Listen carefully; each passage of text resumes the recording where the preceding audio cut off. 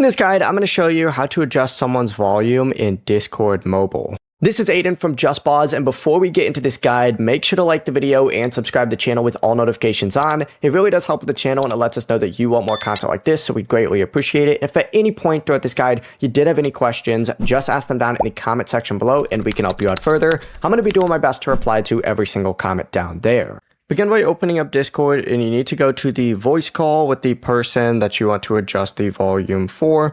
Essentially, just go ahead and go to that voice call. No one's in this one right now, so we're going to use this one as an example.